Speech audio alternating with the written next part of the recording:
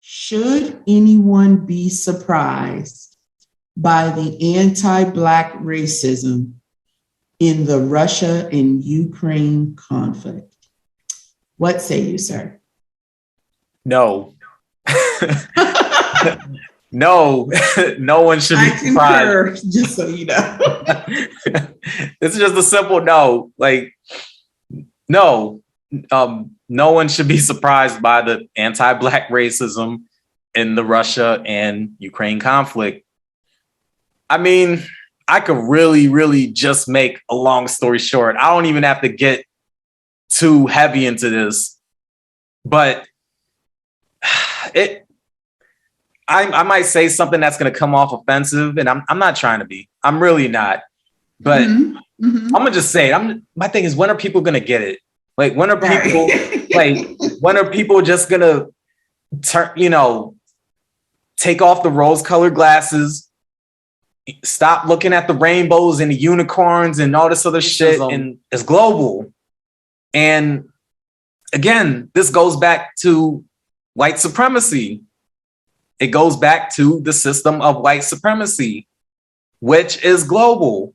It's not just something that's in America.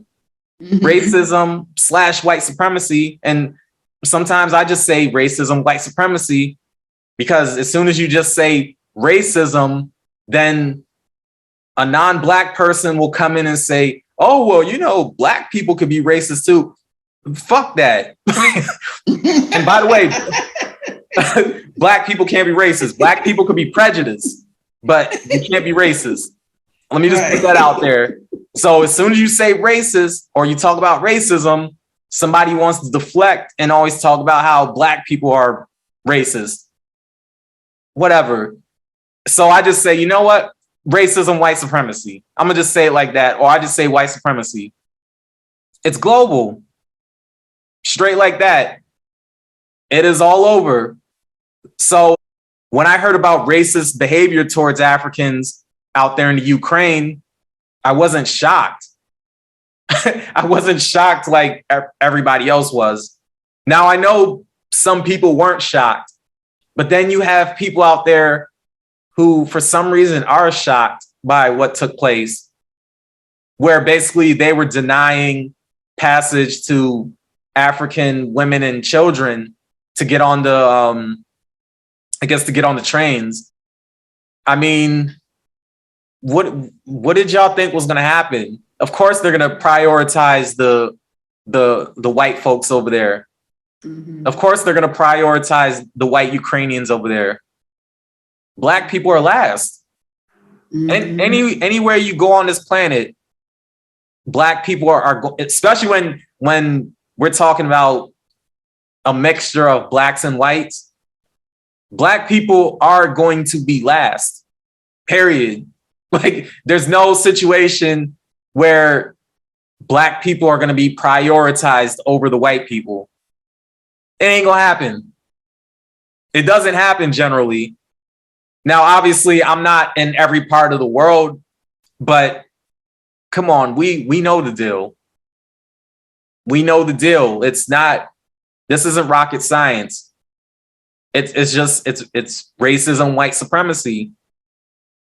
And this goes back to what I've said in prior podcast episodes, where it's about whiteness being valued more than Blackness. That's just what it is. It's not something that happens here in the United States of America. Yeah, it happens here in America, but it happens out there in the UK. It happens out there in Ukraine. It happens in Europe. It happens all over. Anytime there is a population of Black people and white people, and of course other people too, other people of other races as well. But when you're dealing with a population with white people and Black people in the mix, white people are always going to be that dominant group, period. So what happened over there in the Ukraine, where African women and their children were being denied passage, that wasn't a shock, not to me. That wasn't a shock to me. That when that happened, when people started talking about it, I just said, okay, what are we surprised about here? That was going to happen. They were going to deny the Africans passage and say, oh no, we got to make sure these white folks, the white Ukrainians, we got to make sure they get, they receive passage first. You all stay back. That's pretty much what it was. So, like I said, I don't have to get too deep into it, really. I think it's pretty simple and straightforward. And then also when you look at the media, some of the media clips, when you look at some of the media clips where they were talking about what was going on in the Ukraine and what Russia was doing and things of that nature, these people were talking about white people, really. They weren't even referring to the black people. Like there was a guy, I can't remember his name, but that clip has been floating around online where he was like, man, and this is happening to blonde hair, blue-eyed people. He's like, basically like, man, this kind of thing is happening to white people, and he was saying it in a way where it's like, well, we're used to this happening to black people or people of color, but white people, like, this doesn't happen. Like, it shouldn't happen to these blonde hair, blue-eyed people. Like, it's crazy, and I'm paraphrasing, but that's pretty much what he was saying. So when you hear... We think so much alike, because I was actually going to give the exact quote from him. Oh, yeah. If you got the exact quote, oh, yeah, definitely say it. You're talking about the deputy chief prosecutor in Ukraine, right? Okay, yeah. I hear deputy chief prosecutor. Yeah, that part does sound familiar. So, he said on BBC, these are his exact words, quote for quote. Okay. It's very emotional for me because I see European people with blue eyes and blonde hair being killed. There it is. Okay, so you said it right there. I did my best attempt to paraphrase, but yeah, you said it right there. So yeah, so when you got folks talking like that, that pretty much says it all. And I'm just like, okay, so are those the only people that are in the Ukraine? And I'll lend credence to the fact that, okay, it could be predominantly white. It's a predominantly white country. So yeah, I could see that part, but the country doesn't just have white people though. That's bullshit. It's racist. So I mean, yeah, exactly. I agree. It is racist, but I was just trying to be fair, but so yeah. Yeah, no, I feel you. Yeah, I was just trying to be fair. But it's just clear as day, in my opinion. It's clear as day, and I just don't think anyone should be surprised by what has been taking place and probably what's still taking place. Nobody should be surprised at all.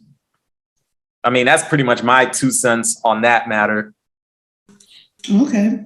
Yeah, I mean, of course, on this particular topic, we are going to very much align because we often have a lot of similarities from, an intellectual standpoint on these kinds of things.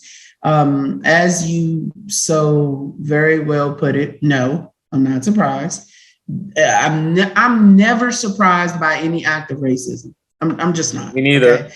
Like, people want to live in this fairy tale world where everything is perfectly equal now. We all have just equality. No one is looked down upon because of their race, blah, blah, blah, blah, blah. All the bullshit. Okay, it's bullshit. The reality of it is, whether it's America, whether it's Europe, whether it's Africa itself, in South Africa, whether it's Australia, the only fucking continent racism towards Black people isn't occurring on is Antarctica. And that's only because nobody lives in Antarctica. Right. It's that simple. I'm sorry. The reality of it is, yes, we are far more progressive in certain extents than we were in the past. Yes, the civil rights movement did make some huge leaps and bounds on behalf of humanity in the United States to a certain extent. In other words, if you asked me, could there have ever been a Black president without the civil rights movement? No, I don't think that ever would have happened. So yes, there was some progress made. Is racism gone? Absolutely not. Are there still a bunch of racist people, European, American, or otherwise throughout this world? Absolutely. Do I believe that Black people are still the most looked down upon race in the world? I actually do believe that. Yes. I really do. I actually do believe that, because I can tell you that it is much easier for people of foreign origin to come here and get approved for a loan to open a business than it is for a Black person. Look at all the Wells Fargo shit that just came to light.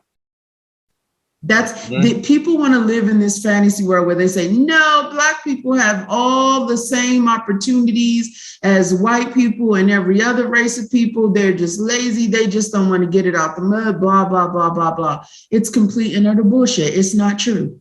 The Wells Fargo thing is a specific example. It is way easier for people, even if they are of what people would consider minority, it is way easier for people of foreign descent to come here and get loans and get business approvals and et cetera than it is for Black people. Just look at the statistics. Yeah. More white and foreigners own businesses than Black people. Yep. By many, many, many, many, many, many, many times. So to make that argument is bullshit. And then on top of that, other minorities look down on us as well. They have the audacity to actually feel like, yeah, they're in agreement with white people that Black people just don't want to work, when they've come here from different countries and immediately was approved for a loan, because America knows that it's, that they have more from a certain perspective, quote unquote, to lose because they are foreign nationals and etc. No, that's just the excuse that they're giving. That's not what the case is at all. They are seen as a tolerable race, where Black people are not seen as a tolerable race. Yep. It's that simple.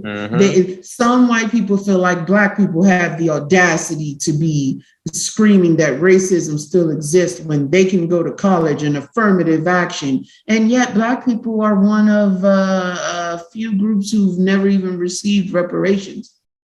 Native Americans have received reparations.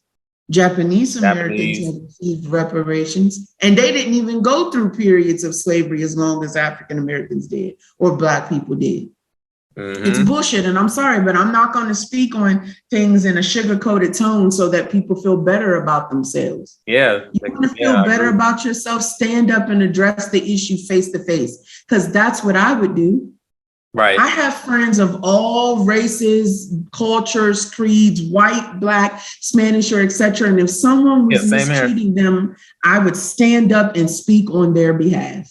It's that simple. So I expect the ones that consider themselves my friends to do the same. Don't go back into your box because it's uncomfortable for you. If it's uncomfortable for you to discuss, imagine what it's like for me to live it. Exactly. I don't give my friends that pass because I don't expect them to give me that pass. Exactly. And so when it comes to this Ukraine situation, the reality of it is this is unacceptable. What is happening over there is unacceptable. It's unacceptable that Russia is attacking Ukraine, and it's just as unacceptable that Ukrainians have the audacity to be racist towards African students who are seeking refuge. Unacceptable. I'm not going to sugarcoat it. No, I'm not. That's unacceptable. That's ridiculous. I mean, There's an article that I'm going to read just a few parts of it, where the article specifically says these incidents demonstrate, and this is word for word, quote unquote, quote from the article. These incidents demonstrate a racist logic that positions some people as vulnerable and others as beyond the realm of moral obligation to receive protection. Black and racialized people, it seems, are not as deserving of care. This is literally what that article says. That's exactly what's happening over there. Mm-hmm. It's unacceptable. Yep. And people want to ignore it because it's an uncomfortable part of the narrative. I don't give a shit. I don't run away from things that are uncomfortable. I stand face to face with them, toe to toe with them, and address it. It's that simple. If I have white friends and friends of other races and cultures and etc. that expect and know that they can depend on me to defend them when it's appropriate, then I will. Then they should know that I expect them to do the same. Because I actually have an example of this. I had someone who was an acquaintance take offense to the fact that I have white female friends and basically generalized all of them as Karens. And I had to give them the business because they're not all the same, just like we are not all the same. Mm-hmm. And I'm not glorifying any race over the other. This is not a white savior complex that I have. This is not any savior complex. I don't have a savior complex with human beings. I don't give a shit what race they are. I don't. Human beings are human beings. I don't have a savior complex with them. But not all white women act like Karens. Not all black men do anything. Not all black women do anything. It's that simple. And so I hold my friends to a certain responsibility. If you get the title of a friend from me, which trust me, very few do, because I really do consider a friend to be a certain thing. I may have acquaintances, yes, but a friend is different. If you get the title of a friend from me, whether you're white, black, Spanish, or otherwise, I expect the same type of behavior that you're going to get from me. Right. And the reality of it is, I don't let people sugarcoat this situation in Ukraine. This is unacceptable. Don't come to me with your sugar-coated blah, blah, blah bullshit. If you are not speaking out against this blatant racism, you and I have a problem. Word, I agree. I agree. That's what it boils down to. Now, am I shocked? Hell no. I'm not shocked by racism. It exists. It's not gone. People who want to say it's gone, they want to live in their box. They don't want their world disturbed. In their world, everyone, sings Kumbaya and, taking a puff of the magic dragon and everything is peaceful and then everything is okay. And that's not reality. That's not the world we live in. And I'm sorry. It's okay to live in a fantasy world if you want to and convince yourself that that's the world that, you're submerged in. That's fine. But don't come at me with that bullshit because I'm going to read you. You better keep it to yourself. Same here. Same here. Period. Don't come at me with it. You keep it to yourself. I'm warning you right now. If you know me, you should already know that, to be honest. But I'm warning you right now, don't come at me with that. Because the reality of it is, this is unacceptable.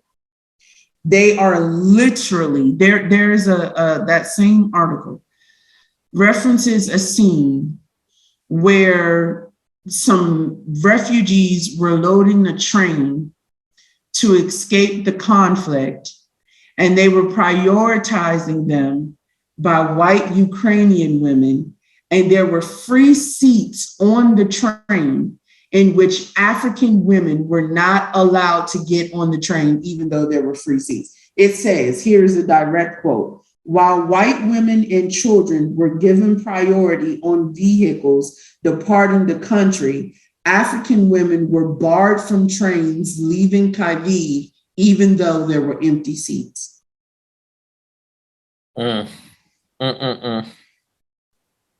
Yeah, don't come at me with the bullshit. I'm not getting ready to have this discussion with people who want to ignore blatant racism. I'm not going to do it. That is unacceptable. Oh yeah, that's blatant as fuck right there. That's super blatant, unacceptable, unacceptable. Not going to ignore it. Not going to sugarcoat it. I'm just not going to have it. Don't insult my intelligence with you don't know what people are going through. I don't want to hear that shit. I do know what people are going through, actually. Those Black women, those African women are going through the same turmoil and hurt and scaredness and war that those white women are. Mm-hmm. And to imply that I shouldn't mention this right now because people are dying. Yes, people are dying, including Black people, including African people. You are wrong for ignoring that. Mm-hmm. Yeah. So, in summation, to the question, should anyone be surprised by the anti-Black racism in the Russia-Ukraine conflict? Hell no. It ain't nothing to be surprised about. This shit has been going on. Hell no. This shit has been going on for all of existence. But should you be nonchalant about it? Should you pretend as if it's not an important variable of the whole situation? Should you expect full, unmitigated support of the refugees in Ukraine despite it's happening? Absolutely not. Don't expect anyone to go stand on a molehill for you when you won't stand on a molehill for them.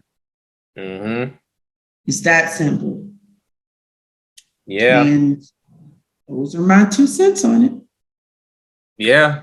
I mean, I agree with everything you said. We're definitely in alignment on this one. I'm going to just add something real quick, though, before we just wrap all this up. Yeah. So I know I tend to talk about racism, white supremacy. I'm not going to say a lot, but, you know, I touch on it quite a few times. I'm gonna just put it like that. I've touched on racism, white supremacy quite a few times, whether it be on this episode and various other episodes in the Good, the Bad, and the Truth podcast. And I've touched on it on my own platform, my own solo platform. And I'm gonna really take the time to unpack what I mean when I talk about racism, white supremacy, because I think what happens is when I mention it, when I speak on it in certain aspects, I think what happens is white people hear it and they get this idea that I just dislike white people or I hate white people or, you know, I'm quote unquote racist towards white people or whatever. Some of them get this idea that I'm just against white people. And when I'm talking about racism, white supremacy, it's not about blaming every white person for the injustice that goes on around the world. And when I say injustice, I'm talking about racism, white supremacy, because racism, white supremacy equals injustice. So I'm not blaming every single white person on the planet for injustice. Mm-hmm. And I think what happens is when I bring up racism, white supremacy, some of the white folks out there, some of the ones, especially the ones who don't read between the lines, they're going to take offense and they look at it as, oh, well, Pat just doesn't like white people. And that's not true. I fuck with white people, like for real, for real. It's not that I hate them as people. I hate racism, white supremacy. I hate the system of racism, white supremacy. But I think what I need to do and what I've been planning to do is really unpack what I mean. Because I quote people like Neely Fuller or Dr. Frances Cress Welsing, 2 people in particular who I've read their literature and they really dived into what racism, white supremacy actually means. I've definitely quoted them many times. And reading their literature made me really understand racism, white supremacy on a different level, like on a different playing field, basically. So I got to really unpack that, because I think some people just don't understand. Like, they hear it and they think of like rednecks, Confederate flags, slavery, Jim Crow, and all of that is in there, of course, but it's way beyond those things. And I think people need to be educated. I mean, there are people who know, but then there's a lot of people who just don't know. They don't know the depth of it. And I think I do need to take time out to really, like I said before, and many times, unpack it, really go deep into it. But I don't take the time to do that on these podcasts, because obviously, you know, we're on a time limit, and rightfully so, because we can't do this for too long, because then we're just, you know, going over a certain period of time. And, you know, then at that point, people are just going to tune out. And of course, we want to stick on the topic that we're speaking on. So, of course, I'm not going to dive in deep with these podcasts, but I think I'm going to just do a separate solo dolo session on my own platform where I really just get into it.